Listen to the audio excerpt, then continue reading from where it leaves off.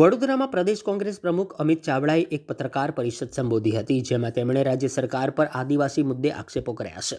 તેમણે કહ્યું હતું કે જળ, જંગલ અને જમીનના અધિકારો આપ્યા હતા, પરંતુ હાલની ડબલ એન્જિન સરકાર આ અધિકારો સુનિશ્ચિત કરવામાં નિષ્ફળ નીવડી છે. વધુમાં ઉમેર્યું હતું કે અંબાજીથી ઉમરગામ સુધીના આદિવાસીઓને ન્યાય અપાવવા માટે સંમેલનનું આયોજન કરવામાં આવ્યું છે. આદિવાસીઓ સાથે ભેદભાવ થતો હોવાનો આક્ષેપ કરતા તેમણે વિકાસ માટે ફાળવાતા બજેટમાં પણ ભ્રષ્ટાચાર થતો હોવાનો દાવો કર્યો હતો.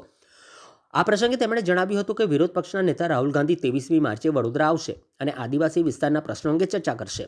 ઓલ ઇન્ડિયા કોંગ્રેસ આદિવાસી વિભાગના ચેરમેન ડોક્ટર વિક્રાંત ભુરિયાએ પણ રાજ્ય સરકાર પર આદિવાસીઓના શોષણના આક્ષેપો કર્યા હતા.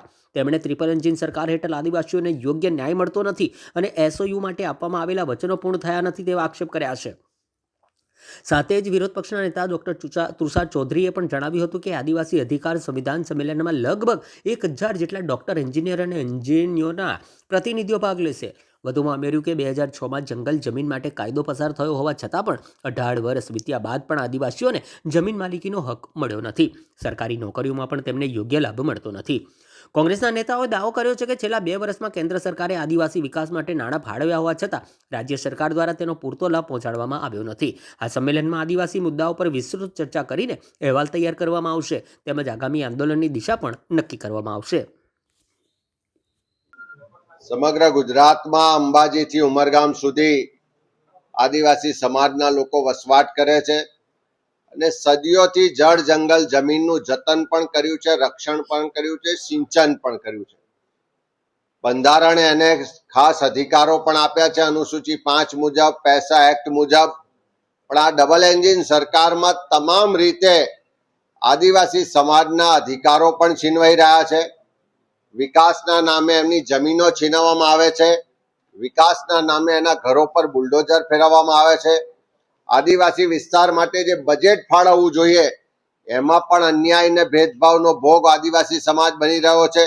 શિક્ષણ હોય, આરોગ્ય હોય, ઇન્ફ્રાસ્ટ્રક્ચર હોય, બધા જ ક્ષેત્રની જે સેવાઓ મળવી જોઈએ, જે સુવિધાઓ મળવી જોઈએ, એમાં પણ આદિવાસી વિસ્તારના લોકો સાથે ભેદભાવ થઈ રહ્યો છે.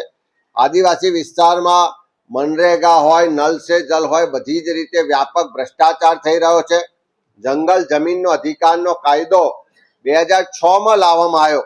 આજે 20 વર્ષ પછી પણ 50% દાવાઓ નામંજૂર કરવામાં આવે છે, પેન્ડિંગ છે.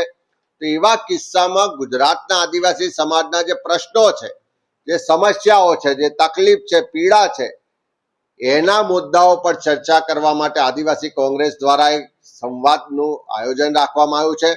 આદિવાસી અધિકાર સંવિધાન સંમેલનના નામે આ કાર્યક્રમ થઈ રહ્યો છે અને એ કાર્યક્રમમાં એક્ટિવિસ્ટો, એનજીઓના પ્રતિનિધિઓ, સામાજિક કાર્યકરો, રાજકીય કાર્યકરો, યુવાનો, પ્રોફેશનલ્સ બધા જ લોકોને આમંત્રિત કરી અને આ સંવાદના કાર્યક્રમમાં એમની સાથે સીધા જોડાવા માટે આપણા દેશના વિપક્ષના નેતા આદરણીય રાહુલ ગાંધીજી આવી રહ્યા છે.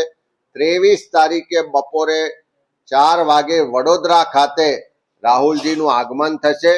આ બધા જ આદિવાસી સમાજના લોકો સાથે વિસ્તૃત રીતે જે આખો દિવસ ચર્ચા થવાની છે, એ ચર્ચાના અંતે જે એમાંથી સાર નીકળશે, જે મુદ્દા નીકળશે, એના પર રાહુલજી પણ એમની સાથે વાત કરશે અને માર્ગદર્શન પણ આપશે. અને આવનારા સમયમાં ગુજરાતમાં આદિવાસી સમાજના હક અધિકારની લડાઈને કોંગ્રેસ પાર્ટી મજબૂતાઈથી લડશે. એના માટે આદિવાસી અધિકાર સંવિધાન સંમેલનનું આયોજન કરવામાં આવ્યું છે.